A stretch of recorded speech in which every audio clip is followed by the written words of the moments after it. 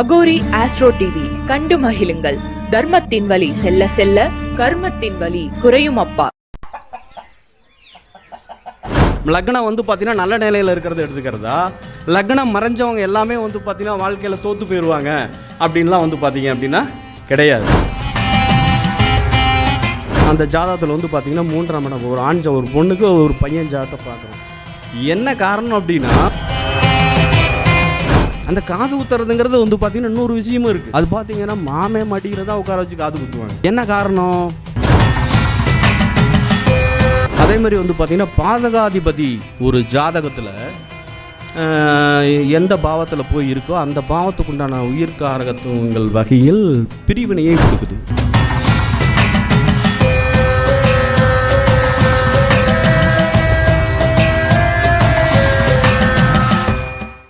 நம்முடைய சரவணபவ ஜோதிட அறிவாலயத்திற்கு புதிதாக இப்போ தான் ஒரு முக்கியமான நாமக்கல் மாவட்டத்துடைய ஜோதிட சங்கத்துடைய தலைவர், எங்கள் மாவட்டம்தான், அந்த மாவட்டத்தோட சங்கத்துடைய நிறுவன தலைவர் சக்தி குரு ஐயா அவர்கள் வந்திருக்காங்க. அவர்கள் பார்த்திங்கன்னா ஜோதிடத்தில் அவர்கள் கண்டெடுத்த சூட்சமங்களை பூரா அழகாக ஒரு பொதுவாக சொல்லணும் அப்படின்ட்டு அவரை நான் மேடைக்கு அன்போடு வரவழைக்கிறேன். நம்ம சரவணபவ ஜோதிட அறிவாலயத்திற்கு முதலாக வந்திருக்கிறனால அவருக்கு ஒரு மரியாதை நிமித்தம் செய்ததற்கு பிறகு அவருடைய பேச்சை உரையாற்றுமாறு நம்ம அன்போடு கேட்டுக்கொள்கிறேன்.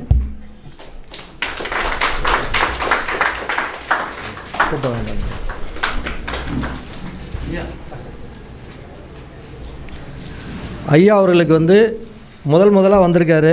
அதனால் எங்களுடைய மூலகுரு திருச்செந்தூர் முருகனுடைய திருவுருவ படத்தையும் ஒரு பொன்னாடையும் போர்த்தி அவரை மேடையை அலங்கரிக்கிறோம். அவரை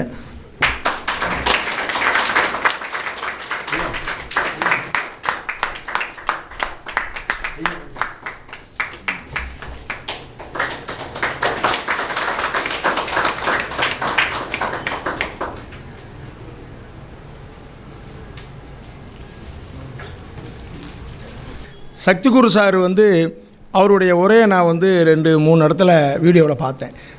என்னுடைய கான்செப்டை யாராக இருந்தாலும் லாஜிக்காக வந்தீங்கன்னா நீங்கள் ஜெயிச்சிருவீங்கன்னு என்னோட மாணவர்களுக்கோ நண்பருக்கோ சொல்லுவேன். அவர் ஒவ்வொன்றுக்கும் அந்த முறையாக லாஜிக்காக காரணத்தோடையே தான் சொல்லிட்டு வருவார். அதனால தான் அவர் இன்றைக்கி இருக்கிற வேலைப்பொருளில் இன்றைக்கி நம்மளோட உரையாற்ற வராரு. ஐயா சொல்கிறத நல்லா கவனிச்சிக்கோங்க. விட்டு போனாலும் வீடியோவில் பார்த்து நோட் பண்ணுங்கள். பாயிண்ட்டுகளை சேகரிச்சுக்கிட்டே வந்தீங்கன்னா நீங்களும் ஜோதிடத்தில் இங்கே சமுதாயத்தில் ஜோதிடத்தில் பெரிய ஆளாக வரலாம். ஓம் குருவே சரணம், சத்குரு சிவமே சரணம், ஓம் நம சிவாய சரணம். சரணோப ஜோதிட அறிவாலயத்தின் இந்த 23வது மாதாந்திர ஜோதிட கருத்தரங்கம் மிக சிறப்பாக நடைபெற்று கொண்டிருக்கிறது. இந்த சரவணபவ ஜோதிட அறிவாலயத்தின் நிறுவனர் திரு வாஸ்து சாம்ராட் பழனி பாரதி ஐயா அவர்களுக்கும், மேடையில் வீட்டிற்கும் ஜோதிட குருமார்களுக்கும், அவையில் வீட்டிற்கும் ஜோதிட சான்றோர்களுக்கும் என் இனிய வணக்கத்தை தெரிவித்துக் கொள்கின்றேன். அதாவது பார்த்தீங்க அப்படின்னா இன்றைக்கி ஐயா பார்த்திங்கன்னா இந்த சரவணபவ அறிவாலயம் அந்த ஆரம்ப காலகட்டத்திலே பார்த்தோமா ஒரு விழாவுக்கு ஆண்டு விழாவுக்கு பார்த்திங்கன்னா அழைச்சிருந்தார். என்னன்னா அந்த காலகட்ட சூழ்நிலை பார்த்திங்கன்னா வர முடியல. இப்போ பார்த்திங்கன்னா இவர் இந்த 23வது மாதாந்திர ஜோதிட கருத்தரங்குக்கு பார்த்திங்கன்னா அழைச்சிருக்காரு. எல்லாத்துமே ஒரு காரண காரியத்தோடு தான் பார்த்திங்கன்னா இருக்கும். ஏன்னா 23 அப்படின்றது பார்த்திங்கன்னா 2ங்கிறது சந்திரன், 3ங்கிறது குரு. சந்திரனா சக்தி, 3னா குரு, சக்தி குரு அப்படின்றதுனால இன்றைக்கி தான் வரணுன்ற ஒரு விதி பயன் இந்த சரவணபவ அறிவாலய ஜோதிட கருத்தரங்குக்கு பார்த்திங்கன்னா எனக்கு இருக்குது. மிக்க மகிழ்ச்சி. அது சில ஜோதிட கருத்துக்களை பார்த்திங்கன்னா உங்கள்கிட்ட என்னுடைய அனுபவ ஜோதிட கருத்துக்கள் நான் பார்த்திங்கன்னா பெரிய லெவலில் பார்த்திங்கன்னா ஜோதிடம்லாம் பார்க்குறதில்ல, எளிமையாக பார்ப்பேங்க. ரொம்ப ஆராய்ச்சி அப்படின்ற மாதிரிலாம் பார்த்திங்கன்னா பண்ணுறதில்ல. பண்ணுவோம், நிறைய ஆராய்ச்சிகள் பண்ணுவோம். அதை பார்த்திங்கன்னா எளிமையாக எல்லாத்துக்கும் புரிகிற மாதிரி சொல்லணுன்றதான் என்னோடய ஒரு ஆசை. அதில் பார்த்திங்கன்னா எதுவும் ப்ரிப்பேர்லாம் பார்த்திங்கன்னா இன்றைக்கி ஒன்றும் பண்ணலை. இருந்தாலும் அப்படியே பார்த்திங்கன்னா பேசுவோம் அப்படின்னு சொல்லிட்டு பார்த்திங்கன்னா வந்திருக்கேன். இப்போ லக்னம் அப்படின்னு சொல்லி நம்ம ஜோதிடத்தில் பார்த்திங்க அப்படின்னா 12 பாவத்திலே பார்த்திங்கன்னா லக்னம் பாவம் தான் ரொம்ப பிரதானமான பாவம் அப்படின்றாங்க. இப்போ ஒருத்தருக்கு வந்து பார்த்திங்கன்னா ஒரு ஜாதகத்தில் லக்னம் வந்து வலிமையாக இருக்கணும், லக்ன அதிபதி வந்து பார்த்திங்கன்னா நல்ல நிலையில் இருக்கணும், கெட்டு போகக்கூடாது, பாதிக்கக்கூடாது. லக்னாதிபதி ஒருவருடைய ஜாதகத்தில் கேந்திர திரிகோண தன லாபஸ்தானத்தில் இருந்தால் அவன் சிறப்பாக வந்து பார்த்திங்கன்னா எல்லா விதமான சுகங்களையும் பெற்று வளமுடன் வாழ்வான் அப்படின்னு சொல்லிட்டு எல்லா விதமான ஜோதிட நூல்களையும் அதான் கொடுத்துருக்கு. இப்போ லக்னாதிபதி 6, 8, 12 மறையக்கூடாது அப்படின்ற ஒரு விதியும் இருக்குது. இப்போ லக்னம் வந்து பார்த்திங்கன்னா மறைஞ்சு போயிடுச்சு அப்படின்னாவே நம்ம என்ன சொல்கிறோம், இப்போ இந்த விதி இந்த ஒரு ரூலை வச்சுக்கிட்டு இப்போ நம்ம இது எது எடுத்துக்கிறது? லக்னம் வந்து பார்த்திங்கன்னா நல்ல நிலையில் இருக்கிறத எடுத்துக்கிறதா, லக்னம் மறைஞ்சவங்க எல்லாமே வந்து பார்த்திங்கன்னா வாழ்க்கையில் தோற்று போயிடுவாங்க அப்படின்லாம் வந்து பார்த்திங்க அப்படின்னா கிடையாது. ஏன்னா வந்து பார்த்திங்கன்னா லக்னம் வந்து பார்த்திங்கன்னா வலுவாக இருக்கிறவங்களுக்கு வந்து பார்த்திங்கன்னா ஏற்கனவே அவங்களுடைய மூதாதையர்களுடைய பூர்வீக சொத்துக்களோ, தாயார் வழி சொத்துக்களோ, தந்தை வழி சொத்துக்களோ வந்து எளிமையாக வந்து பார்த்திங்கன்னா கிடைக்கும் அவங்களுக்கு. இப்போ லக்னம் வந்து மறைஞ்சிருக்கு இல்லைங்களா, அவங்களுக்கு வந்து பார்த்திங்க அப்படின்னா எந்த சொத்தும் இருக்காது. அவங்களாம் வந்து பார்த்திங்கன்னா கஷ்டப்பட்டு போராடி வாழ்க்கையில் வந்து பார்த்தோமா ஜெயிப்பாங்க. அப்போ சுயமாக வந்து பார்த்திங்கன்னா முன்னுக்கு வரக்கூடிய ஒரு யோகம் வந்து லக்னாதிபதி வந்து பார்த்திங்கன்னா லக்னாதிபதி மறைவு பெற்றிருப்பவர்களுக்கு இருக்கும் அப்படின்றத நம்ம அனுபவத்தில் பார்க்க முடியுது. இப்போ நீங்கள் வந்து பார்த்திங்கன்னா உதாரணத்துக்கு நம்ம சொல்லணும் அப்படின்னா அப்துல் கலாம் ஐயா வந்து கடக லக்னம், அவருக்கு லக்னாதிபதி நீச்சம்தான், ஓகேங்களா. அதே மாதிரி காமராஜர் ஐயா வந்து பார்த்தீங்க அப்படின்னா அவருக்கு கடக லக்னம், லக்னாதிபதி போய் வந்து பார்த்திங்கன்னா 8ல் போய் மறைஞ்சு தான் இருக்குது, ஓகேங்களா. அதே மாதிரி வந்து பார்த்திங்கன்னா நம்மளுடைய புரட்சி தலைவர் எம்ஜிஆர் அவர்களுடைய லக்னம் பார்த்திங்க அப்படின்னா கும்ப லக்னம், அவருக்கு லக்னாதிபதி போய் 6ல் போய் சனி போய் மறைஞ்சு தான் இருப்பார். ஐயாவுக்கும் நம்ம தங்கபாண்டியன் ஐயா அவர்களுக்கும் லக்னாதிபதி போய் மறைஞ்சு தான் இருக்குது. இப்போ லக்னாதிபதி வந்து பார்த்திங்கன்னா ஒரு ஜாதகத்தில் வந்து மறைஞ்சு போயிடுச்சுனோடனே இந்த ஜாதகம் வந்து சரியில்லை, இவங்கெல்லாம் வாழ்க்கையில் முன்னேறவே மாட்டாங்க அப்படின்லாம் கிடையாது. மிகப்பெரிய சாதனையை படைக்கக்கூடியவங்களே அவங்க தான், ஓகேங்களா. மிகப்பெரிய சாதனையை படைக்கக்கூடியவர்களே அவர்கள் தான். ஏன்னா எனக்கு லக்னாதிபதி மறைஞ்சிருக்கு, கும்ப லக்னம் மறைஞ்சுதான் இருக்குங்க. அப்போ கும்ப லக்னம் வந்து பார்த்திங்கன்னா எனக்கு லக்னாதிபதி 6ல் வந்து பார்த்திங்கன்னா மறைஞ்சு தான் இருக்குது. மாமாங்கய்யா அப்படிங்கும்போது நம்ம அந்த லக்ன பேஸை வந்து பார்த்திங்கன்னா எடுத்துக்கிட்டு அந்த ஒரே ஒரு அதிபதியை மட்டும் வச்சுக்கிட்டே வந்து பார்த்திங்கன்னா நம்ம சொல்லிகிட்டே போகலாம். அது மாதிரி இப்போ லக்னம் வந்து பார்த்திங்க அப்படின்னா மறைஞ்சிருக்கிறவங்களுக்கு வந்து பார்த்திங்க அப்படின்னா நிறைய வந்து அடுத்தவங்களுக்கு உதவி பண்ணணும், ஹெல்ப் பண்ணணும், ஒரு பொது நலத்துண்டு, பொது சேவை அப்படின்ற அந்த சேவை மனப்பான்மை வந்து அவங்களுக்கு வந்து மிக அற்புதமாக இருக்கும். லக்னாதிபதி மறைஞ்சிருக்கிறவங்களுக்கு, லக்னம் வலுவாக இருக்கிறவங்களுக்கு வந்து அவங்களுக்கு வந்து தன்னுடைய குடும்பம் நிறைய பணம் சேர்த்தணும், நல்ல சந்தோஷமாக இருக்கணும், அதுக்காக அவங்கள சுயநலவாதின்லாம் சொல்ல வரல, ஓகேங்களா. அவங்களுக்கும் இந்த வேறு கிரக நிலைகள் 9ஆம் இடம்லாம் வலுவாக இருந்துச்சுன்னா பொது தொண்டு புரியறது இதெல்லாம் வந்து பண்ணுவாங்க, ஓகேங்களா. இருந்துட்டாலும் வந்து பார்த்திங்க அப்படின்னா எதையும் எதிர்பார்க்காம நமக்கு வந்து எதுவுமே தேவையில்லை அப்படின்னு சொல்லி பண்ணக்கூடியவங்கெல்லாம் இந்த லக்னாதிபதி மறைந்து போயிருக்கிறவர்கள் தான், ஓகேங்களா. அப்படின்ற விஷயத்த நல்லா தெளிவாக தெரிஞ்சுக்கலாம். அதனால் வந்து பார்த்திங்கன்னா யாருக்கும் வந்து நமக்கு வந்து ஒரு ஜாதகத்தில் வந்து லக்னம் பலம் இணைஞ்சிருச்சு அப்படின்ற விதியெல்லாம் நம்ம வந்து சொல்லி வர்றவங்கள வந்து நம்ம பயன்படுத்தணும் அப்படின்ற அவசியம் வந்து தேவையில்லை அப்படின்றது முதல் பாயிண்ட்டு. ரெண்டாவது வந்து பார்த்திங்கன்னா குடும்பஸ்தானம் அப்படின்ற ஒரு அமைப்பு. இந்த குடும்பஸ்தானம் அப்படின்றது வந்து பார்த்திங்கன்னா நமக்கு வந்து அடிப்படை கல்வியை சொல்லலாம், தனம், வாக்கு, கல்வி, நமக்கு வந்து பார்த்திங்க அப்படி பேச்சு திறமை, நம்மளுடைய எண்ணங்கள், நம்மளுடைய சிந்தனைகள், இது எல்லாமே சொல்லலாம். நம்ம எப்படி வந்து நமக்கு பணம் வரும் அப்படின்ற விதி எல்லாமே இந்த 2ஆம் பாவத்திலேருந்தே சொல்லலாம். இப்போ ஒருவருடைய ஜாதகத்தில் வந்து 2ஆம் அதிபதி வந்து மறைஞ்சு போயிடுச்சு அப்படின்னாலும் வந்து பார்த்திங்கன்னா நிறைய பேர் கோடீஸ்வரவங்களாக இருக்காங்க. 2ஆம் அதிபதி போய் 6, 8, 12 மறைஞ்சு போயிடுச்சு, அதனால் இவங்களுக்கு வந்து பார்த்திங்க அப்படின்னா பொருளாதார ரீதியாக ஈட்ட முடியாது அப்படின்லாம் கிடையாது. நிறைய நீங்கள் கோடீஸ்வரர்களுடைய ஜாதகத்தெல்லாம் எடுத்து ஆய்வு செஞ்சு பார்த்தீங்கன்னா கூட தனாதிபதி வந்து வலுவான ஒரு நிலையில் இருப்பார். அப்போ அவங்களுக்கும் வந்து பார்த்திங்கன்னா அவங்க என்ன நட்சத்திர சாரத்தில் இருக்குது அப்படின்றத பார்த்திங்கன்னா கண்டுபிடிச்சிடலாம். அந்த தனாதிபதி போய் மறைவு பெற்றிருந்தாலும் அவர்கள் இருக்கக்கூடிய நட்சத்திர சாரநாதன் ஆட்சி உச்சம் பெற்று கேந்திர திரிகோணத்தில் இருந்துச்சு அப்படின்னாவே நல்ல நிலையில் வந்து பார்த்திங்கன்னா இருக்காங்க. ஒருத்தர் சிம்ம லக்னம் எங்கள் ஊருக்கு பக்கத்தில், அவருக்கு பார்த்திங்க அப்படின்னா வந்து சூரியனும் புதனும், லக்னாதிபதியும் மறைஞ்சு போயிடுச்சு, புதனும் மறைஞ்சு போச்சு கடகத்தில், ஓகேங்களா. ஆனால் வந்து பார்த்திங்கன்னா அவர் வந்து குரு சாரம் வந்து வாங்கியிருக்காரு. இந்த குரு வந்து பார்த்திங்கன்னா ஆட்சி பெற்று 5ஆம் இடத்துலேயே வந்து பார்த்திங்கன்னா வலுவாக இருக்கார். அப்போ அவருக்கு வந்து பார்த்திங்கன்னா ஆட்சி பெற்ற கிரகத்தினுடைய ஒரு நட்சத்திர சாரத்தில் வந்து அந்த லக்னாதிபதியும் தனாதிபதியும் இருந்தனால அவங்க சிறப்பான ஒரு வாழ்க்கை அவருக்கு பார்த்திங்க அப்படின்னா ஏக்கர் கணக்கில் நிலம் இருக்குது, நிறைய வந்து பார்த்திங்கன்னா ரியல் எஸ்டேட்டு. அவர் வீடே வந்து பார்த்திங்கன்னா ஒரு 2-3 ஏக்கரில் கட்டியிருக்கார், வீடு மட்டும் உள்ள நீச்சல் குளம் அதெல்லாம் வச்சு. அப்போ வந்து பார்த்திங்கன்னா இந்த தனஸ்தானம் வந்து பார்த்திங்கன்னா ஒருவருடைய ஜாதகத்தில் ரொம்ப முக்கியமான ஸ்தானம், குடும்பஸ்தானம்னு சொல்லுவோம். இந்த குடும்பஸ்தானம் அப்படின்றது வந்து பார்த்திங்க அப்படின்னா ரொம்ப ஒரு முக்கியமான விஷயம். இன்றைக்கி வந்து யாருமே வந்து கூட்டு குடும்பமாகவே இருக்கிறதே கிடையாது. இன்றைய காலகட்டத்தில் எல்லாருமே வந்து பார்த்திங்கன்னா வெளியூர், வெளி ஸ்டேட்டு, வெளிநாடு இப்படி தான் வந்து பார்த்திங்கன்னா போயிடுறோம். இப்போ இந்த குடும்பஸ்தானம் அப்படின்றது வந்து பார்த்திங்கன்னா அவங்க ஜாதகத்துல எல்லாம் மறைஞ்சு போயிருக்கும் ஜாதக ரீதியாக. இப்போ நம்ம குடும்பஸ்தானம் மறைஞ்சு போயிடுச்சுன்னா சரியில்லைன்னு சொல்லக்கூடாது, குடும்பத்தை விட்டு சொந்த ஊரை விட்டு வேறு ஊரில் போய் இருந்துக்கு அப்படின்னு போய் சொல்லலாம். அது மாதிரி இருக்கிறவங்களாம் ரொம்ப சிறப்பாக இருக்காங்க ஜாதக அமைப்பு ரீதியாக. அதே மாதிரி வந்து இந்த குடும்பஸ்தானம் வந்து ஒரு ஜாதகத்தில் வந்து மறைஞ்சு போயிடுச்சு அப்படின்னாவே குழந்தைங்களை வந்து வீட்டில் இருந்து படிக்க வைக்கக்கூடாது.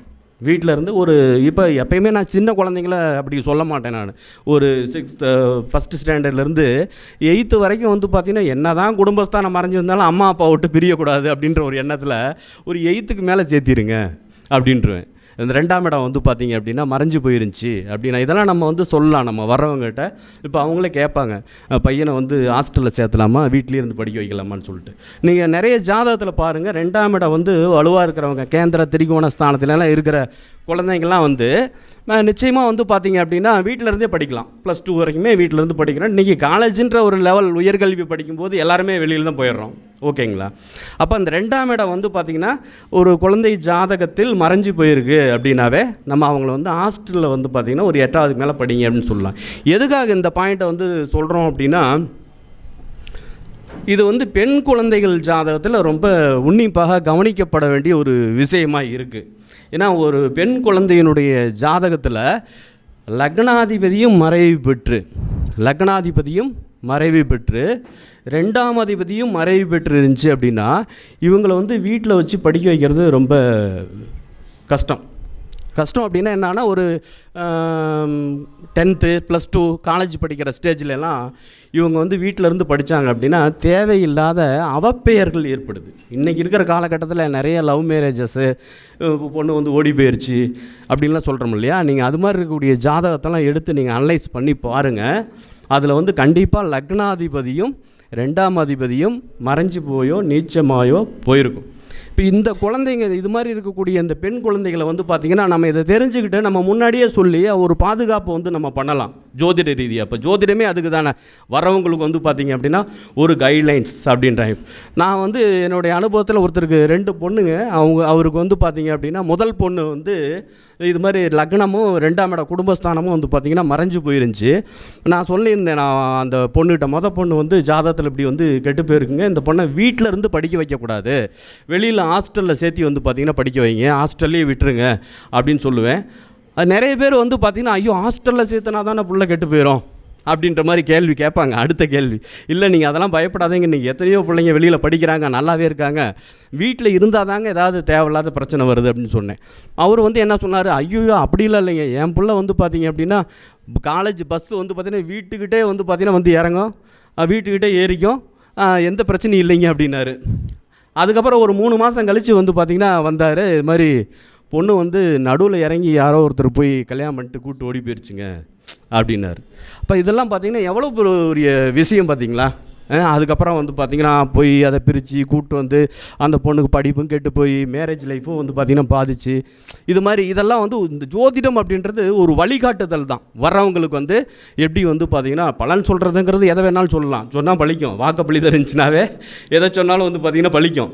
நம்ம வந்து அந்த ஜோதிடத்தை வந்து பொதுவாகவே பார்த்து நீங்கள் வந்து ரொம்பலாம் ஆராய்ச்சிலாம் பண்ண தேவையில்ல. ஜோதிடத்தில் ஐயா நம்ம தங்கபாண்டியன் ஐயா சொல்லக்கூடிய விதிகள்லாம் பார்த்திங்கன்னா ரொம்ப ரொம்ப ரொம்ப எளிமையாக இருக்கும். நான் ஐயாவோட வீடியோக்கெல்லாம் வந்து பார்த்திங்கன்னா யூடியூப்பில் தான் வந்து பார்த்திங்கன்னா பார்த்துட்டு எனக்கு ரொம்ப பிடிக்கும் ஐயாவோட ஸ்பீச். இப்போ கூட டீ சாப்பிடும்போது ஒரு இது பேசிகிட்டு இருந்தார், இது மாதிரி ஒருத்தவங்க லவ் மேரேஜ், இந்த பொண்ணு லவ் பண்ணிகிட்டு இருக்காங்கன்னு சொல்லி கேட்டேன், ஆமான்னு சொல்லி சொன்னாங்க. சுக்கரன் வந்து பார்த்திங்கன்னா 7 வயசு வந்து அதிகமாக இருக்கிற மாதிரி, பொண்ணுக்கு வந்து வயசு அதிகமானு சொல்லி கேட்டேன் அப்படின்னு சொல்லி சொன்னார் ஐயா. ஐயா எப்படிங்கய்யா அப்படின்னு சொல்லி கேட்டோமா, அந்த சுக்கிரன் வந்து 7ல் இருக்கார், கடகலக்கனா 7ல் சுக்கிரன் இருக்கார். சுக்கிரன் வந்து பார்த்தீங்கன்னா 20 வருஷத்துக்கு உண்டான கிரகம். சனியும் பார்த்துட்ருக்காரு, அதுவும் 19 வருஷம். அப்போ வந்து இந்த பையனோட பொண்ணுக்கு வந்து அதிகமாக இருக்குன்னு கேட்டேன். 6 மாதம் அதிகமாக இருக்குன்னு சொல்லிட்டாங்க. எப்படிங்கய்யா சொன்னீங்கன்னு கேட்டாங்க. அப்படின்னு சொல்லி ஐயா காலையில் இப்போ வந்தவனே அவர்கிட்ட ஒரு விஷயம் கிடைக்குது, புரியுதா இல்லைங்களா? இப்போ அது மாதிரி அதே மாதிரி பழைய ஜோதிட நூல்களில் வந்து பார்த்திங்கன்னா போட்டிருக்காங்க.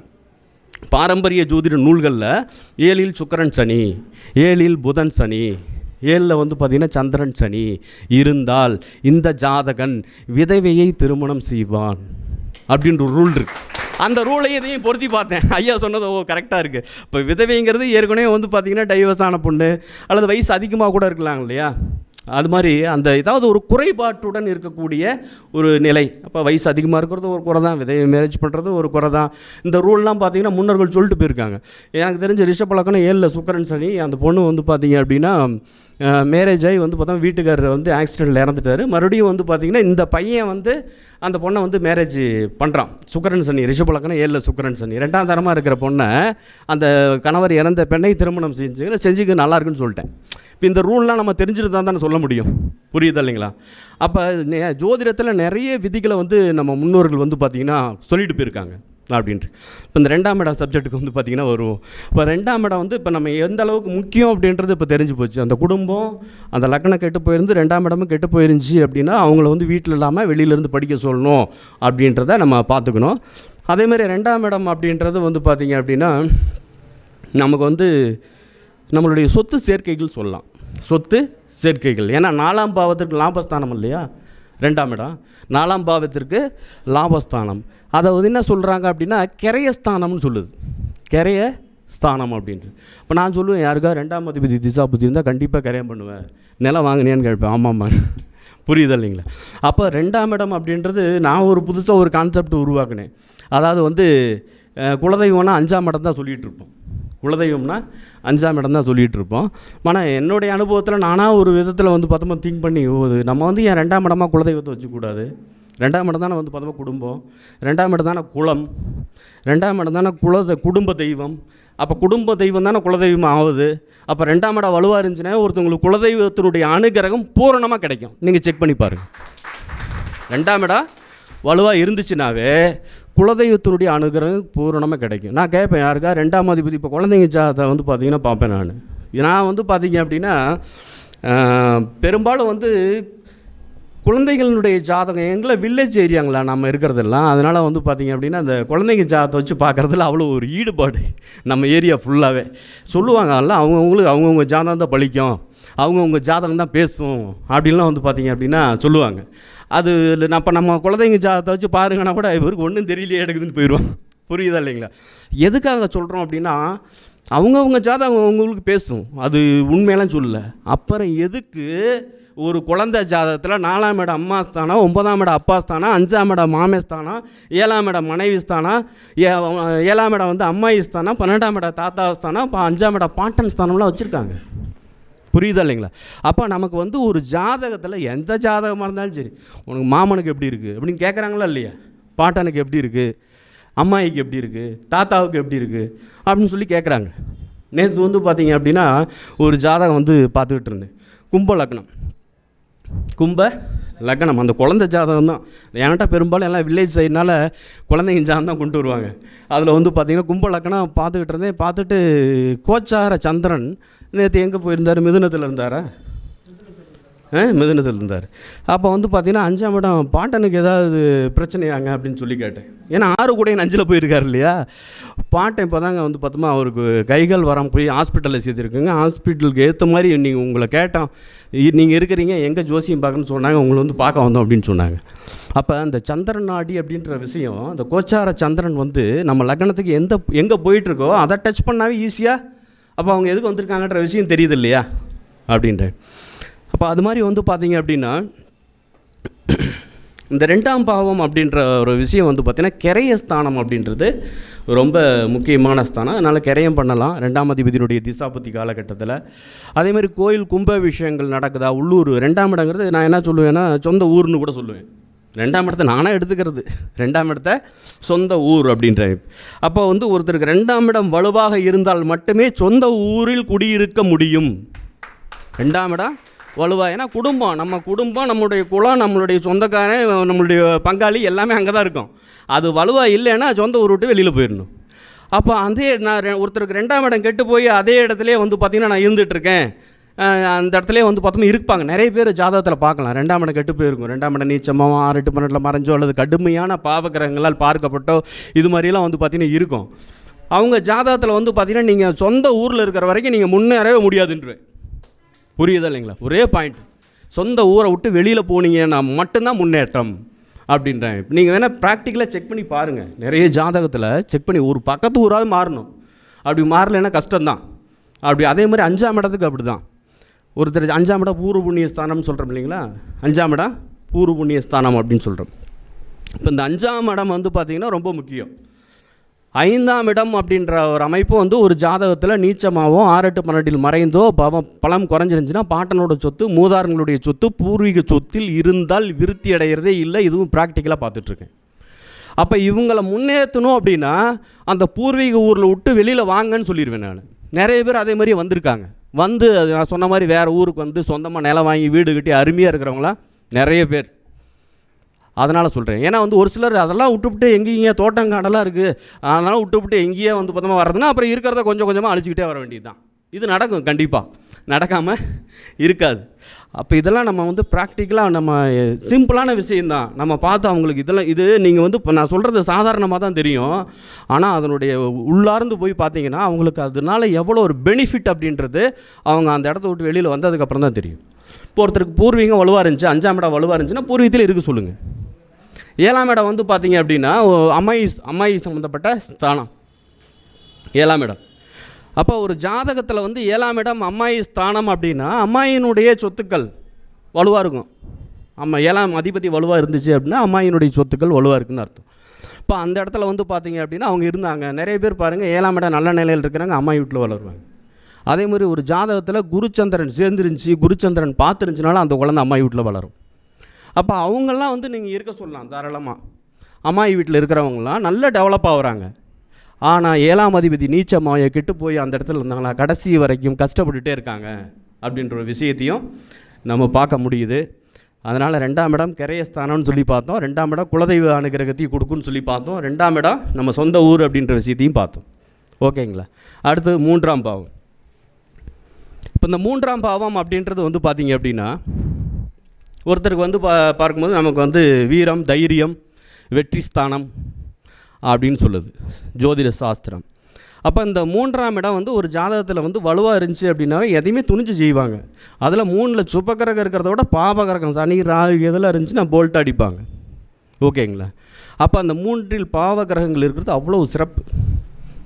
பேர், புகழ், அந்தஸ்து அடைந்தே தீர்வார்கள் அப்படின்றாங்க.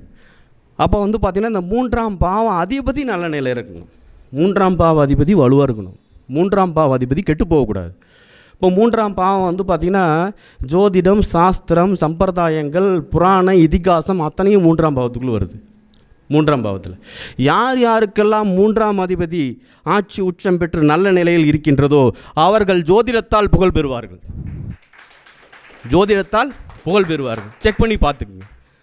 3ஆம் இடம் நல்ல நிலையில் இருக்கும் அவங்களுக்கு. இப்போ உங்கள் ஜாதகத்தில் எல்லாத்துலேயுமே இருக்கும். இப்போ ஏன்னா நீங்கள் எல்லாமே வந்து பார்த்தீங்கன்னா ஜோதிட ரீதியாக நமக்கு அதில் ஆர்வம் இருக்குது. எல்லாருக்கும் 3ஆம் இடம் வலுவாக இல்லாமலாம் இங்கே வந்து உட்காந்துருக்கவே முடியாது. 3லேயே ஆட்சிங்க. ஐயா மிதுன லக்கணம். சரிங்க, ஐயாவது ஒரு வீடியோவில் பார்த்தேன், மிதுன லக்கணம் சூரியன் ஆட்சின்னு சொல்லிட்டு இருந்தார். அப்போயே முடிவு பண்ணிட்டேன், ஆக ஐயாவுக்கு 3ஆம் இடம் வலுவாக இருக்குது, புகழ் வந்துடுங்கய்யா, பேர், புகழ், அந்தஸ்து என்னங்கய்யா, அதுதான் அருமையாக வந்துருக்குங்க. சுக்கரன் ஆச்சுங்க, அதாங்க. அப்போ இந்த 3ஆம் இடம் வந்து வலுவாக இருந்துச்சுனாவே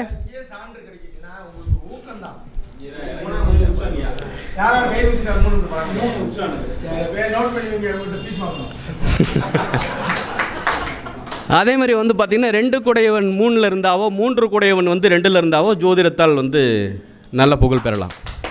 இதுவும் நல்லா பேசும். 2 குடையவன் 3ல் இருந்தாவோ 3 குடையவன் 2ல் இருந்தாவும். அப்போ இந்த ஜோதிடத்தை பற்றி இப்போ வந்துட்டனால அந்த சப்ஜெக்ட்டுக்கு போயிடும். இந்த ஜோதிடம் யாருக்கு வரும்? இது நாடி நூல்கள் என்ன சொல்லுதுன்னா, சனி கேது சேர்க்கை இருந்தால் ஜோதிடம் வரும் அப்படின்னு சொல்லுது. சனிக்கு 1, 5, 9 வந்து பார்த்திங்கன்னா கேது இருந்துச்சு அப்படின்னா ஜோதிடம் வரும்னு சொல்லுது. இது ஒரு கான்செப்ட்டு. மிகச்சிறப்பாக ஜோதிடம் என்ன வரணும் அப்படின்னா அதுக்கு என்ன பண்ணுறது அப்படின்னு சொல்லி பார்த்தீங்கன்னா, யார் ஒருவர் மகரம் கும்பராசியில் பிறந்திருக்கின்றாரோ, அல்லது சந்திரன் சனி சேர்க்கை பெற்றிருக்கின்றதோ, அல்லது சந்திரனுக்கு திரிகோணத்தில் 1, 5, 9 சனி சம்பந்தப்பட்டிருக்கின்றதோ, இவர்களுக்கெல்லாம் ஜோதிடம் மிகச்சிறப்பாக வரும் அப்படின்ற ஒரு ரூல் இருக்குது. இதுவும் நிறைய ஜோதிடர்களுடைய ஜாதகத்தில் பொருத்தி பார்த்தா ரொம்ப அற்புதமாக இருக்குது. சனிக்கு திரிகோணத்தில் இருக்குங்க கேது. அதனால் வந்து சந்திரன் சனி கேது, அதான் இங்கே எந்த சனிக்கு 5, அந்த சனிக்கு 5 இந்த கேது சந்திரன் இதெல்லாம் இருக்கிறவங்க ஜோதிடத்தில் பேர் வந்து அடைஞ்சே தீர்வார்கள். அதில் வந்து எந்த மாற்றமும் இல்லை. இப்போ இந்த ஜோதிடம் வந்து யார் யாருக்கெல்லாம் வரும்னு சொல்லியிருந்துச்சு. நிறைய பேர் கற்றுக்குவாங்க. இதில் யார் பணம் சம்பாதிப்பார்கள், இதில் இந்த ஜோதிடத்தில் யார் பணம் சம்பாதிப்பார்கள் அப்படின்னு பார்த்தீங்கன்னா, சந்திரன் சனிக்கு அல்லது சந்திரன் சனி கேதுவுக்கு 1, 5, 9 சுக்கிரன் இருக்கணும். சுக்கிரனும் கூட இருக்கணும். சுக்கிரனும், ஏன்னா சுக்கிரன் தானே பணம். இப்போ சுக்கிரனும் கூட இருந்துச்சு அப்படின்னா கண்டிப்பாக ஜோதிடத்தில் அவங்க பணம் சம்பாதிப்பாங்கன்ட்டு. அல்லது இந்த சந்திரன் சனிக்கு 1, 5, 9 குரு கனெக்ட் ஆகிருந்துச்சுன்னு வச்சிங்களேன், ஜோதிடத்தால் பேர் புகழை சம்பாதிப்பார்கள். குருவும் கனெக்ட் ஆகிருந்துச்சுன்னா இப்போ இது நீங்கள் செக் பண்ணி பாருங்கள். இதெல்லாம் நம்ம ஜாதத்தில் இருக்கான்னு சொல்லி பார்த்துட்டு அதுக்கப்புறம் இந்த ஃபீல்டுக்குள்ளே உள்ளே வரலாம் இல்லையா? அதே மாதிரி வந்து பார்த்திங்கன்னா கொஞ்சம் தண்ணி குடிச்சுக்கிறேன்.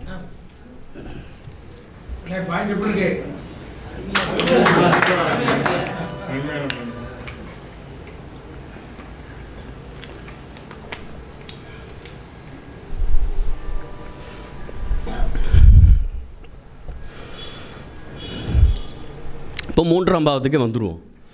இப்போ 3ஆம் அதிபதி ஒருவருடைய ஜாதகத்தில் வந்து பார்த்திங்க அப்படின்னா நல்ல நிலையில் இருக்கணும். அது வந்து பார்த்திங்க அப்படின்னா வீரியஸ்தானம்னு சொல்கிறோம்.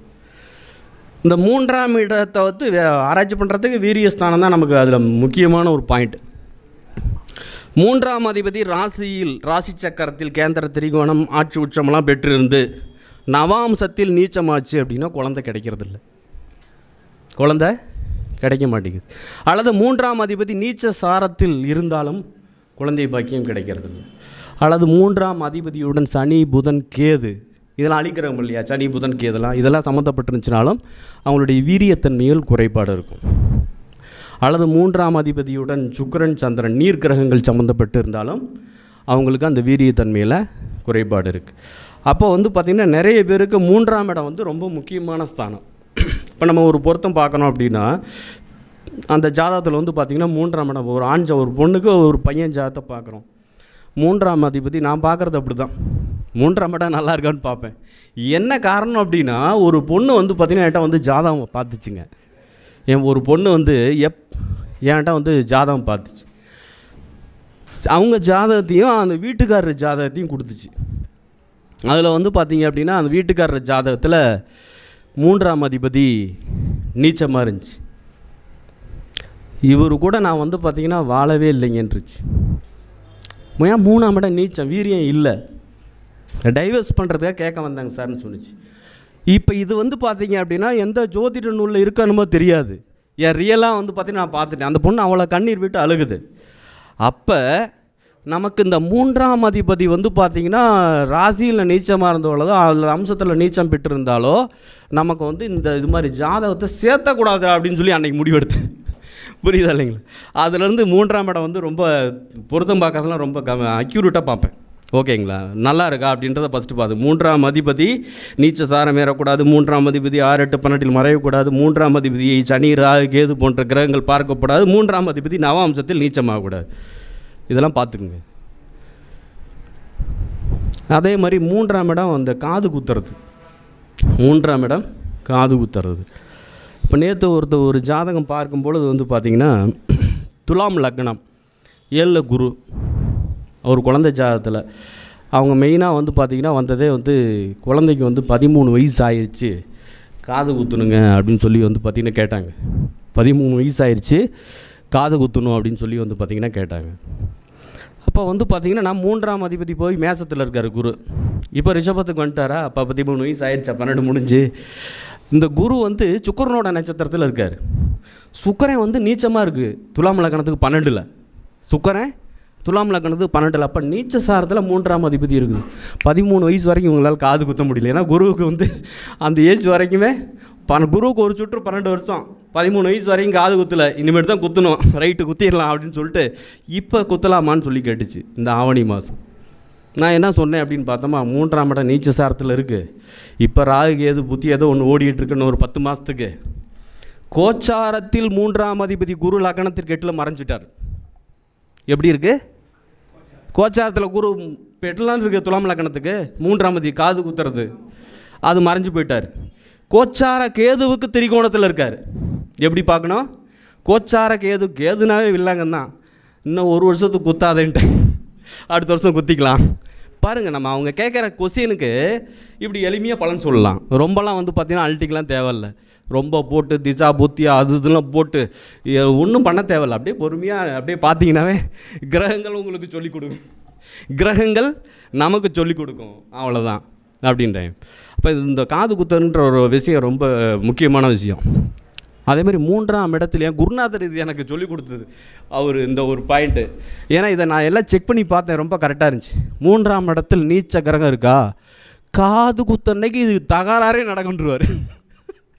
3ஆம் அதிபதி 3ஆம் இடத்துல நீச்ச கிரகம் இருந்துச்சுன்னா அதே மாதிரி தாங்க. நிறைய ஜாதகம் பார்த்துட்டு மாமன் என்னை கூப்பிடாமல் எப்படி என் மடியில் உட்கார வச்சு எப்படி நீ காது குத்துன அப்படின்னு சொல்லிட்டு பார்த்தீங்க அப்படின்னா பெரிய தகராறுலாம் நடக்குது. அதனால் 3ஆம் இடத்த சாதாரணமாக நினச்சிக்காதீங்க. அந்த காது குத்துறதுங்கிறது வந்து பார்த்திங்கன்னா இன்னொரு விஷயமும் இருக்குது. அது பார்த்திங்கன்னா மாமே மடியில் தான் உட்கார வச்சு காது குத்துவாங்க. என்ன காரணம்? 5ஆம் இடம் மாமே. 5ஆம் இடத்துக்கு லாபஸ்தானம் 3ஆம் இடம் இல்லையா? மாமனுக்கு லாபஸ்தானம் 3ஆம் இடம். அப்போ வந்து மாமனோட மடிங்கிறது வந்து பார்த்திங்கன்னா 9, 10, 11ஆம் பாவம்னு எடுத்தேன் நான். இப்போ இந்த 9 மாமனுக்கு 5க்கு 9, 10, 11ஆம் பாவம் எது? 1, 2, 3 வருமா? 1, 2, 3 வரும். அப்போ ஒரு குழந்தைய மாமே மடியில் உட்கார வச்சு காது குத்துனா அந்த குழந்தையோட லக்னம் வளரும், குடும்பஸ்தானம் வளரும், 3ஆம் இடம் புகழ் கீர்த்திஸ்தானம் வளரும். நம்ம முன்னோர்கள் அற்புதமாக கண்டுபிடிச்சி போயிருக்காங்க. எவ்வளோ பெரிய விஷயம் பார்த்தீங்களா? அப்போ எவ்வளோ ஒரு அற்புதமாக வந்து பார்த்திங்கன்னா நம்ம இதெல்லாம் நம்ம அப்படியே பார்த்துக்கிட்டே இருக்கும்போதே நம்ம கண்டுபிடிக்கணும். அப்போ இது பெரிய விஷயமா இருந்துச்சு எனக்கு. ஆஹா, எவ்வளோ பெரிய சூட்சமத்தை வந்து உள்ளே வச்சுட்டு போயிருக்காங்க அப்படின்னு சொல்லிட்டு. அப்போ ஜோதிடம் எந்த அளவுக்கு வந்து பார்த்திங்கன்னா அவங்களாம் ஆழ்ந்து பார்த்துருக்காங்க. ஓகேங்களா? அதனால் இந்த 3ஆம் இடம் ரொம்ப முக்கியம். அதே மாதிரி 4ஆம் பாவம் அப்படின்னு சொல்லி பார்த்திங்கன்னா ஒருவருடைய ஜாதகத்தில் வந்து வீடு, நிலம், பூமி ஸ்தானம் அப்படின்ற அமைப்பு. அதேமாதிரி படிப்பு சம்மந்தப்பட்ட ஸ்தானம். இந்த 4ஆம் பாவத்தில் வந்து பார்த்திங்க அப்படின்னா 6, 8, 12 மறையக்கூடாது. 4ஆம் அதிபதி நீச்சம் அடையக்கூடாது. 4ஆம் அதிபதி அஸ்தமனம் அடையக்கூடாது. இது எல்லாத்துக்குமே பொதுவாக தெரிஞ்சது தான். இதை வந்து பார்த்திங்கன்னா 4இல் ராகு இருந்துச்சு அப்படின்னா அவங்களுக்கு தோட்டங்காடு இருக்கும். அந்த தோட்டங்காடு வந்து பார்த்திங்கன்னா சும்மா இருக்குமா, புல் பூண்டு முளைச்சி ஆமாம் மேட்டாங்காடாக கிடக்கும். நான் கேட்பேன், 4 ராகு இருந்துச்சு, நான் மேட்டாங்காடாக வந்து பார்த்தோமா கிடக்குதுங்க. ஆமாங்க ஐயா, ஒரு 2-3 ஏக்கர் அப்படி தான் இருக்குது அப்படின்னு சொல்லுவாங்க. அதாங்க 4 ராகு இருந்துச்சுன்னா அது மாதிரி நம்ம சொல்லலாம்.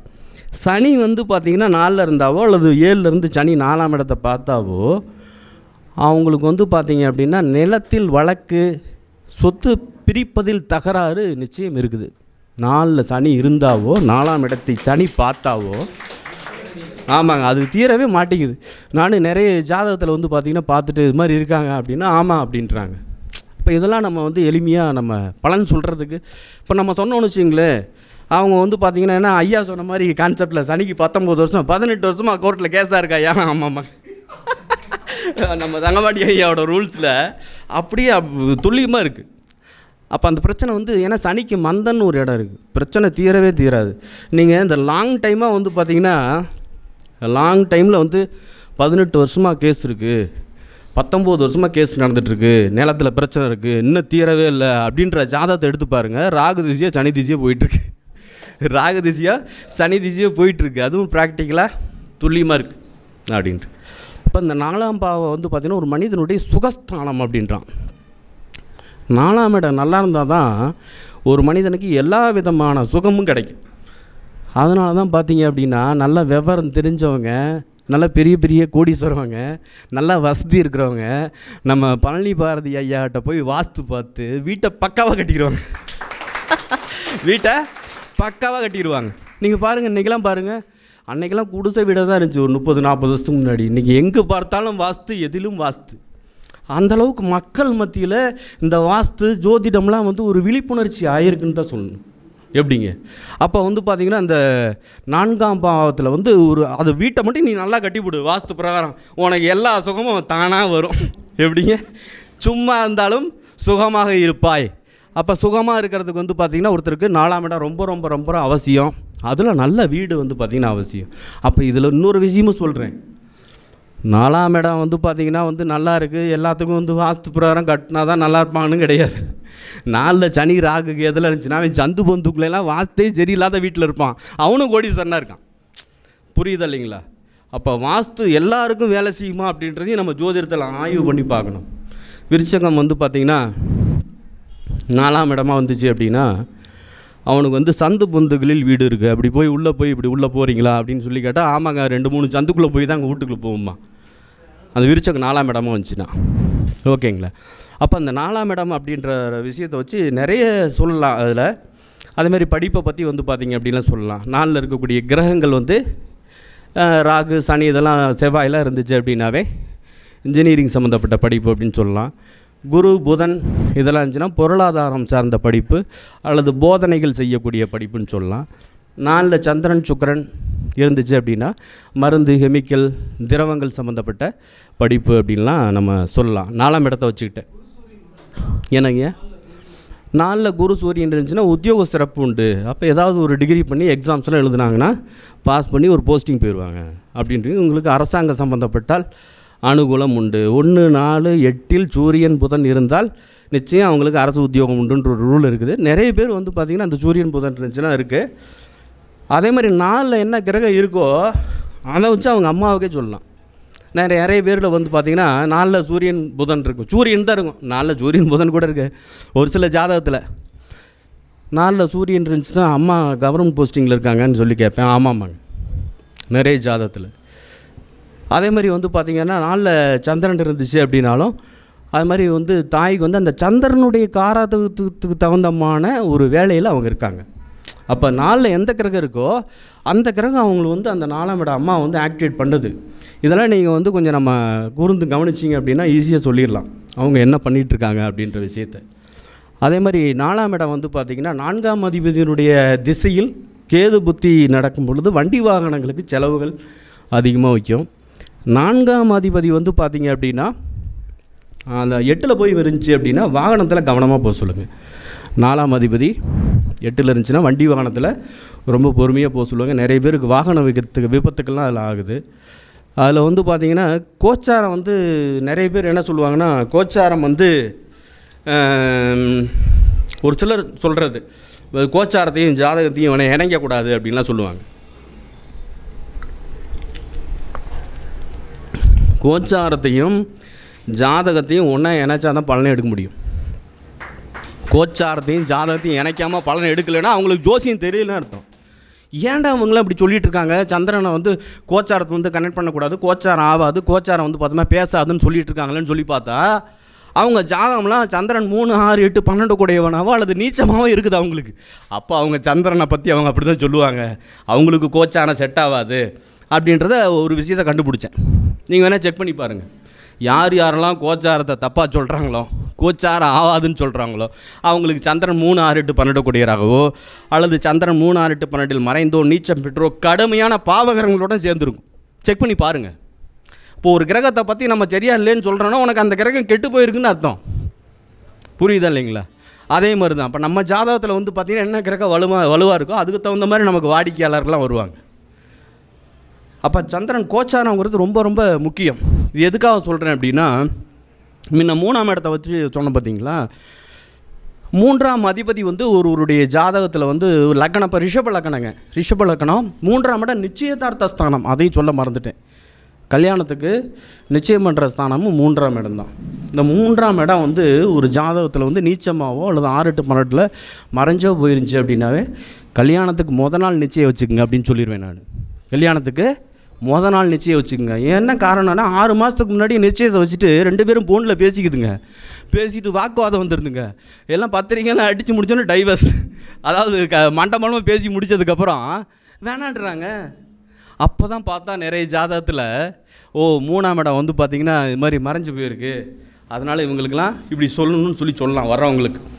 அதே மாதிரி இந்த நிச்சயம் வைக்கக்கூடிய அன்னைக்கு வந்து பார்த்திங்கன்னா நிச்சயம் வைக்கிறாங்க இல்லைங்களா, அன்னைக்கு வந்து பார்த்திங்க அப்படின்னா 3ஆம் இடம் நீச்சமாகக்கூடாதுங்க கோச்சாரத்தில். ரிஷப லக்னங்க, எனக்கு தெரிஞ்ச ஒரு ஜாதகம் ரிஷப லக்னம், 3ஆம் அதிபதி நீச்சமாக இருக்கக்கூடிய விருச்சிக ராசியில் நிச்சயம் பண்ணுறாங்க. இந்த பொண்ணு வந்து பார்த்திங்கன்னா ஏற்கனவே வேற ஒரு பையனை லவ் பண்ணிகிட்டு இருந்திருக்கு, மறுபடியும் வீட்டை விட்டு ஓடி போயிடுச்சு. அந்த நிச்சயம் பண்ணுற டேட்டு பாருங்கள், 3ஆம் இடம் நீச்சம். அதனால வந்து காலம் அறிந்து எந்த செயலையும் செய்யுங்கிறாங்க நம்ம முன்னோர்கள். அப்போ நம்ம எந்த கிரகம் வலுவாக இருக்குது, எந்த கிரகம் கெட்டு போயிருக்கோ அதுக்கு தகுந்த மாதிரி அந்த காரியத்தை பண்ணணும்.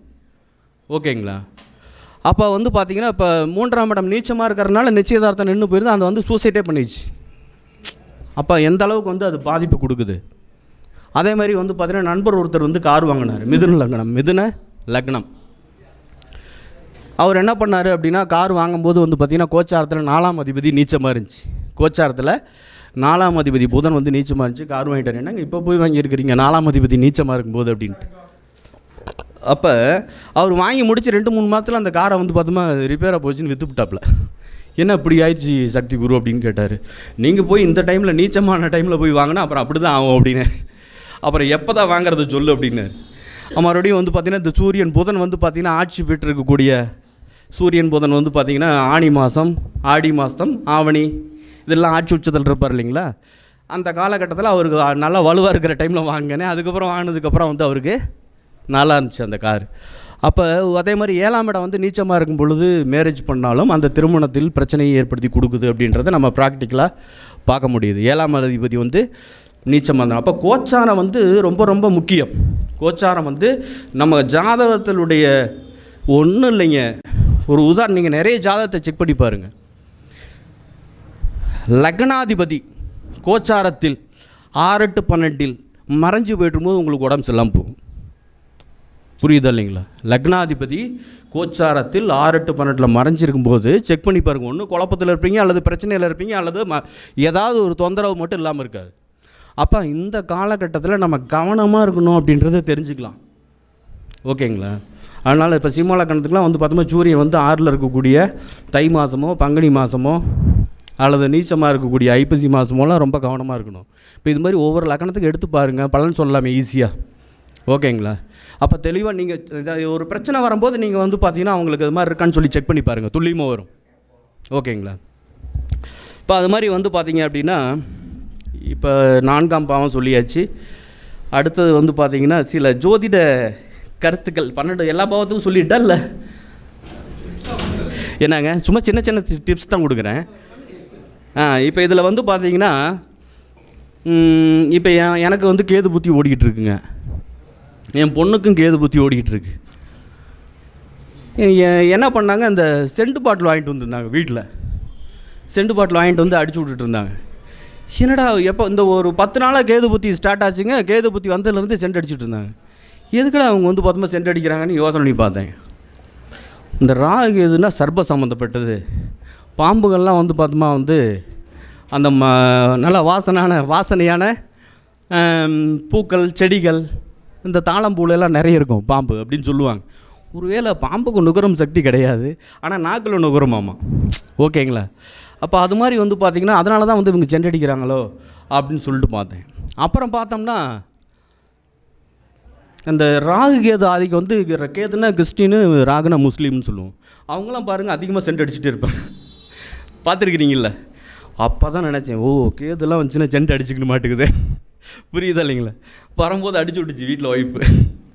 அப்போ வந்து பார்த்திங்கன்னா எல்லாமே கிரகங்களுடைய தாக்கங்கள் தான். இப்போ நம்ம இதெல்லாம் ஒவ்வொரு சின்ன சின்ன விஷயங்கள்லேயே ஏன் எதுக்குன்னு சொல்லி பார்த்தோம்னாவே ஈஸியாக கண்டுபிடிச்சிடலாம். ஓகேங்களா? அதே மாதிரி வந்து பார்த்திங்க அப்படின்னா அந்த சந்திரன் வந்து மனசு அப்படின்னு சொல்லி சொல்கிறோம். சந்திரன் வந்து மனசு அப்படின்றாங்க.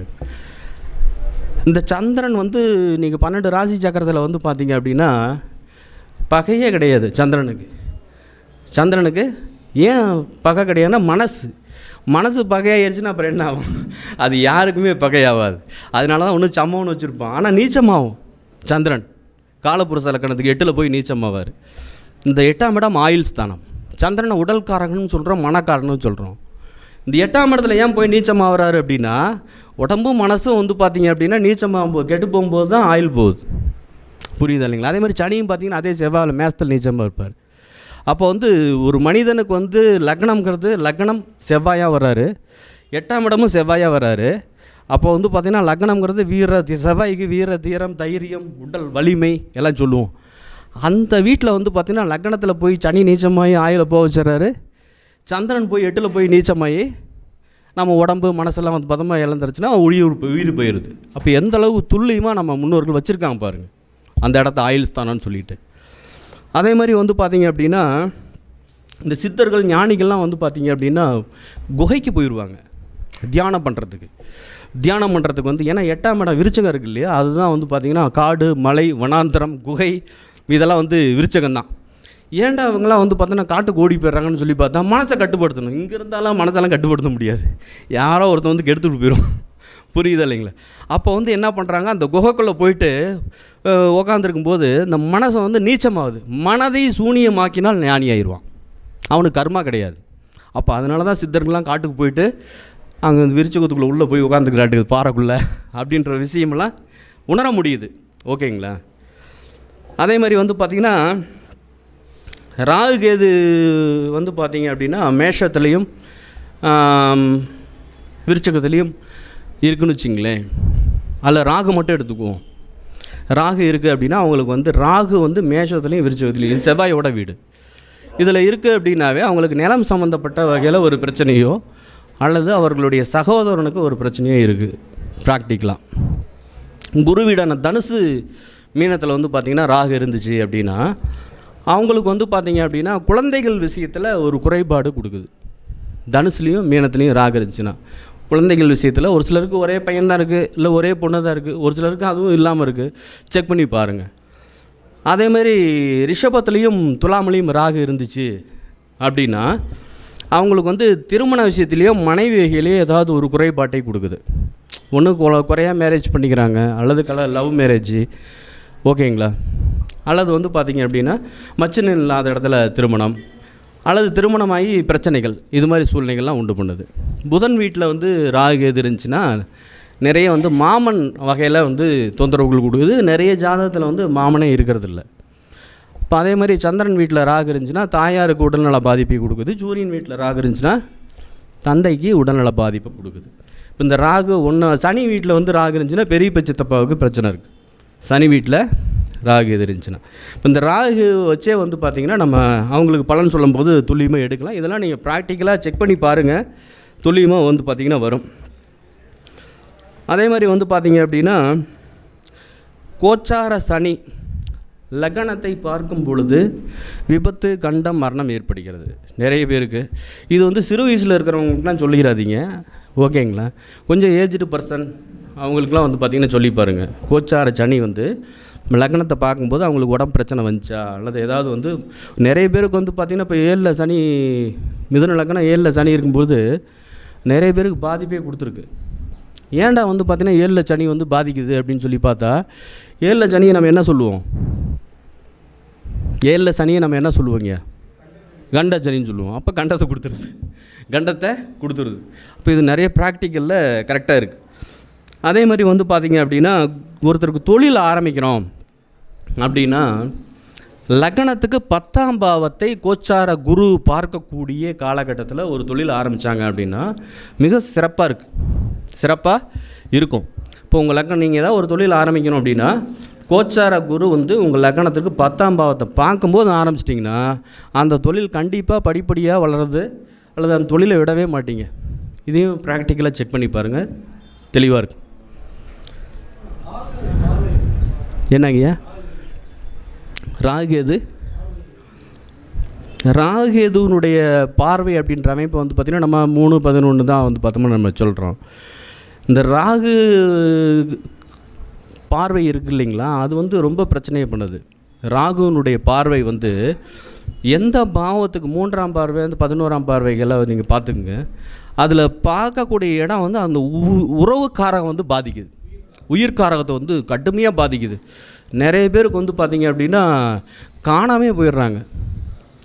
நான் செக் பண்ணி பார்த்தேன். நான் அது வந்து இப்போ என்னுடைய பையன் ஜாதகத்தில் வந்து 10ல் ராகு, கன்னி லக்னம் 10ல் ராகு. ராகு வந்து சிம்மத்தை பார்ப்பார் இல்லையா, சிம்மத்தை பார்க்குறாரு, 12ஆம் இடத்தை பார்க்குறாரு. 12ஆம் இடம் யார்? தாத்தா. அதாவது எங்கள் ஒய்ஃபோட அப்பா இருக்கார். இன்றைக்கி வரைக்கும் என் பையனையும் எங்களையும் யாரும் வந்து பார்த்ததே இல்லை. அந்த ராகுவோட பார்வைக்கு பலன் சொல்கிறேன், இன்றைக்கி வரைக்கும் பார்த்ததே இல்லை. அப்போ எந்த அளவுக்கு இது நிறைய ஜாதகத்தில் வந்து செக் பண்ணி பார்த்தா ராகு பார்க்கக்கூடிய அந்த உயிர்காரத்தை எப்படி இருக்குன்னு பார்த்தா அவங்ககிட்ட பகையாக இருக்குது அல்லது பிரிவுகளை உண்டு பண்ணுது அப்படின்றத தெளிவாக நம்ம உணர முடியும். அதே மாதிரி வந்து பார்த்திங்கன்னா பாதகாதிபதி ஒரு ஜாதகத்தில் எந்த பாவத்தில் போய் இருக்கோ அந்த பாவத்துக்கு உண்டான உயிர்காரகத்துவங்கள் வகையில் பிரிவினையை கொடுக்குது. பாதகாதிபதி எந்த பாவத்தில் இருக்கோ அந்த பாவத்துக்கு உண்டான வகையில் பிரிவினைகளை கொடுக்குது. இப்போ பாதகாதிபதி வந்து 12ல் இருந்துச்சுன்னா தாத்தா பகையாயிடுறாரு. பாதகாதிபதி வந்து 9ல் இருந்துச்சுன்னா அப்பா வந்து பார்த்திங்கன்னா பகையாகுது அல்லது அப்பாவுக்கு பிரச்சனையை கொடுக்குது. இதையும் நீங்கள் செக் பண்ணி பாருங்கள். அதே மாதிரி நான் இந்த கன்னி லக்னம்னு சொன்னீங்களே என் பையனுக்கு, இந்த கன்னி லக்னத்தை செக் பண்ணிவிட்டு கன்னி லக்னத்துக்கு அம்மாயி தாத்தா உறவு ஆக மாட்டேங்குது ஏண்டான்னு சொல்லிட்டு நிறைய கன்னி லக்ன ஜாதகத்தை எடுத்து ஆராய்ச்சி பண்ணி பார்த்தா அம்மாயி தாத்தா பகையாக இருக்குன்னு கேட்டால் ஆமாங்கிறான். புரியுது இல்லைங்களா? ஏதாவது ஒரு 70-75% வரும், அதெல்லாம் கண்டிப்பாக மாறாமலாம் இருக்காது. புரியுது இல்லைங்களா? செக் பண்ணி பாருங்கள் கன்னி லக்னத்திற்கு. ஏன் அப்படின்னு சொல்லி பார்த்தோம்மா, அம்மாயி ஸ்தானம் வந்து பாதகமாக வந்துடுது இல்லையா கன்னிக்கு. அப்போ பாதகமாக வர்றதுனால அந்த உறவுக்காரகங்கள் வந்து பாதிக்குது அப்படின்ற விஷயத்தை நம்ம உணர முடியுது.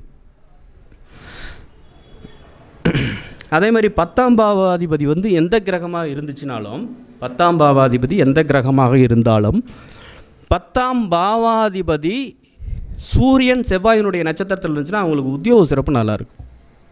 10ஆம் பாவாதிபதி எங்கே எந்த இடத்துல எப்படி போயிருந்தாலும் சரி சூரியன் செவ்வாய் நட்சத்திரத்தில் இருந்துச்சுன்னா நல்லா இருக்காங்க. என்ன காரணம் அப்படின்னு சொல்லி பார்த்தோமா, 10ல் வந்து திக்பலம் பெறக்கூடிய கிரகம் எது? சூரியனும் செவ்வாயும். அப்போ அந்த திக்பலம் பெறக்கூடிய நட்சத்திர சாரத்தில் அந்த 10ஆம் அதிபதி போய் உட்கார்ந்துருக்கனால நல்ல உத்தியோக சிறப்பில் நிறைய பேர் சிறப்பாகவே இருக்காங்க. செக் பண்ணி பாருங்கள். 5ஆம் அதிபதி ஒரு ஜாதகத்தில் கேதுவோட நட்சத்திரத்தில் இருந்தால் பூர்வீகத்தில் வழக்கு இருக்குது, அதுவும் செக் பண்ணி பாருங்கள். 5ஆம் அதிபதி அஸ்தமனம் அடைஞ்சிருந்துச்சுன்னா மாமன் இருக்கிறது இல்லை அல்லது பாட்டன் இருக்கிறது இல்லை. இதுவும் ப்ராக்டிக்கலாக கரெக்டாக இருக்கும். எதுக்காக இந்த உறவுக்காரர்களை பற்றியே சொல்லிட்டு வரோம் அப்படின்னா, இந்த உறவுக்காரகத்தை வந்து டச் பண்ணால் தான் ஜோதிடம் எந்த அளவுக்கு உண்மைங்கிறத நம்மளும் உணர முடியும், அவங்கள்ட்டையும் சொல்ல முடியும். அதுக்கு தான் துருவம்னு வச்சுருந்தாங்க. நம்ம இந்த உறவு நம்ம வந்து ஜோதிடம் வந்து இந்த ஜாதகம் இந்த லக்னம் சரியாக இருக்கான்றதை செக் பண்ணிக்கலாம், தெரியுங்களா? புரியுதா இல்லைங்களா? செக் பண்ணிவிட்டு அதுக்கப்புறம் நீங்கள் பலன் சொல்லி பாருங்கள், துல்லியமாக இருக்கும். அந்த துருவம்லாம் சாதாரண விஷயம் இல்லை.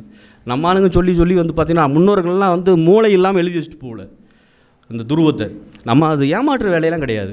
இப்போ நான்லாம் வந்து பார்த்திங்கன்னா ஒரு ஜாதகத்தை எடுத்து பார்க்குறோம் அப்படின்னா இந்த ஜாதகத்துக்கு வந்து பார்த்திங்கன்னா அம்மாவோட ஸ்தானம் நீச்சமாக இருக்குது அப்படின்னா அதுக்கு என்ன காரணம் அப்படின்றத நம்ம தெளிவாக உணர முடியும். ஓகேங்களா? அதே மாதிரி வந்து சயன சுகத்தை கொடுக்கக்கூடிய இடம் 12ஆம் பாவம்.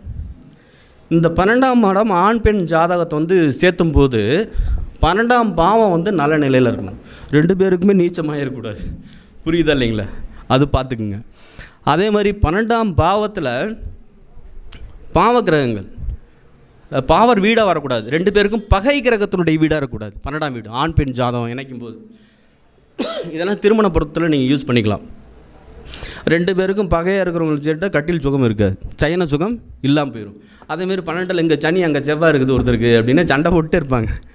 புரியுதா இல்லைங்களா? 12ஆம் இடம் தாம்பத்தியத்தை குறிக்கக்கூடிய ஒரு சயன சுகத்தை குறிக்கக்கூடிய இடம். அதில் வந்து சுப கிரகங்கள் இருக்கணும், பகை கிரகங்கள் இல்லாத இருக்கக்கூடிய ஜாதகத்தை இணைக்கணுன்ற விஷயத்தை தெரிஞ்சுக்குங்க.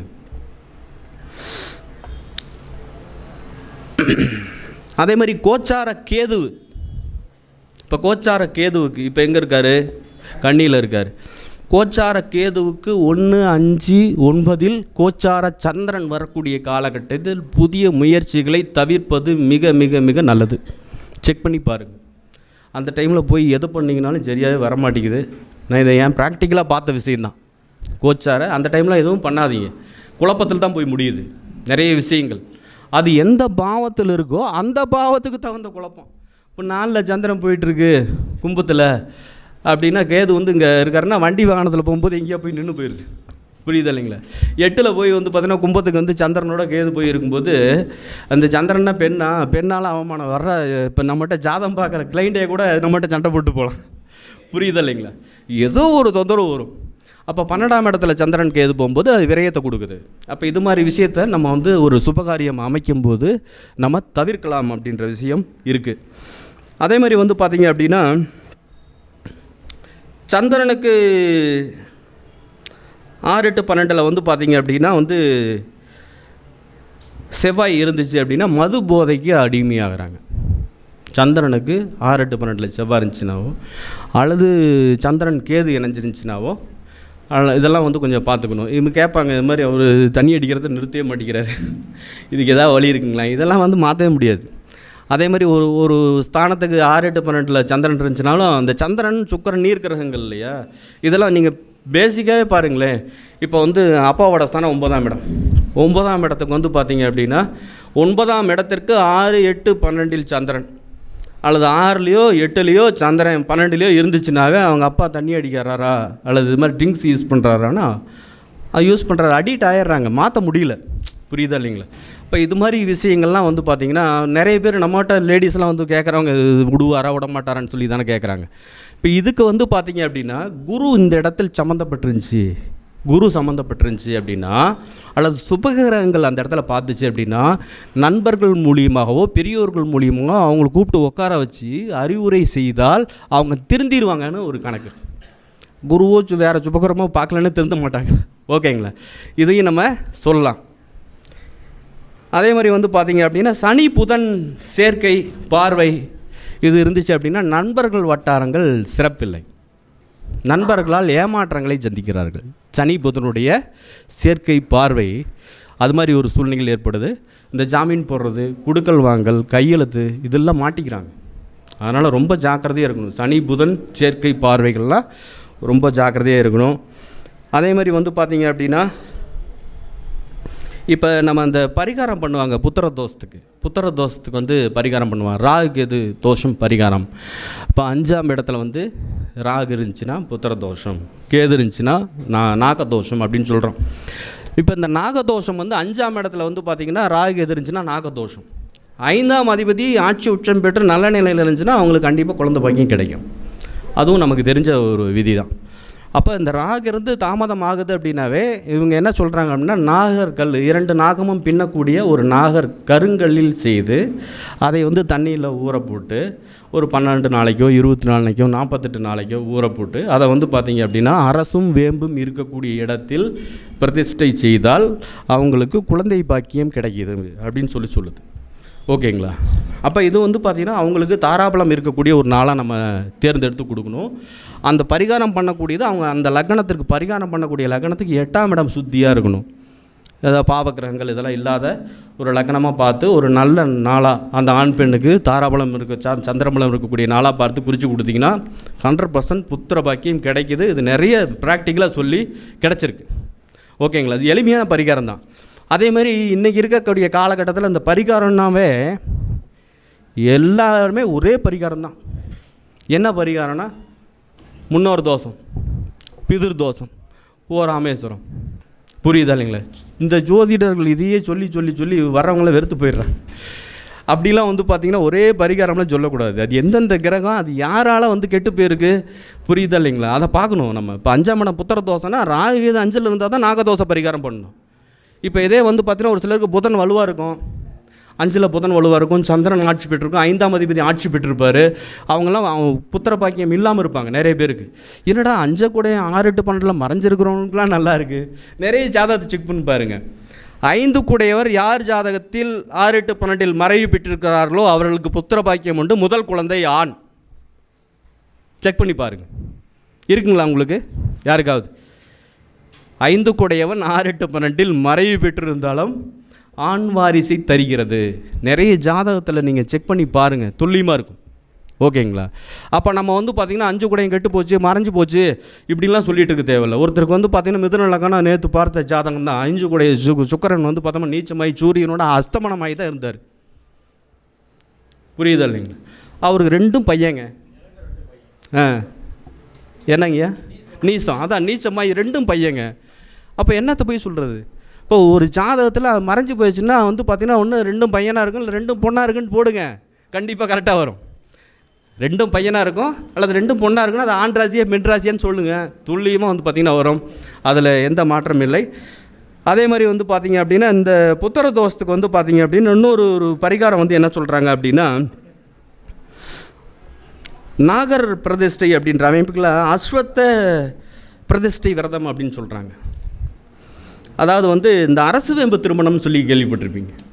இப்போ இதில் வந்து இந்த கவுண்டர் சமுதாயத்தில் வந்து அதிகமாக வந்து இதை பண்ணுவாங்க. அரசு வேம்பு திருமணம் அப்படின்ற எழுதிங்கள் அப்படின்னு சொல்லுவாங்க. இது வந்து பார்த்திங்க அப்படின்னா நம்ம பண்ணுறது ரொம்ப ரொம்ப சிறப்பு.